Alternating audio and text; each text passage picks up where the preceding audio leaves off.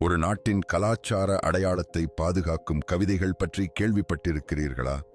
ஷார்ஜாவில் நடந்த இந்த கண்கவர் கண்காட்சி 14 எமிரேட்டி கவிஞர்களின் வாழ்க்கையையும் படைப்புகளையும் கொண்டாடுகிறது. நபாதி கவிதைகள் என்றழைக்கப்படும் இந்த பாரம்பரிய வாய்மொழி இலக்கியம் ஐக்கிய அரபு எமிரேட்ஸின் மதிப்புகள், பாரம்பரியங்கள் மற்றும் கூட்டு நினைவுகளை பதிவு செய்துள்ளது.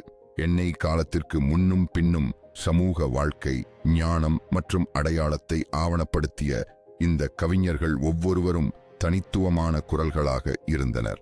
அலி பின் ரஹ்மா அல் ஷாம்சி முதல் ஓஷா பின் கலீஃபா அல் ஸ்வைதி வரை இவர்களின் படைப்புகள் இன்றும் எமிரேட்டி கலாச்சாரத்தை பாதிக்கின்றன. இந்த கண்காட்சி இளைய தலைமுறையினருக்கு தேசத்தின் கலாச்சார வேர்களுடன் இணைப்பை வலுப்படுத்தும் நோக்கத்துடன் நடத்தப்படுகிறது. இந்த பாரம்பரிய கவிதைகள் பற்றி உங்களுக்கு என்ன தெரியும்?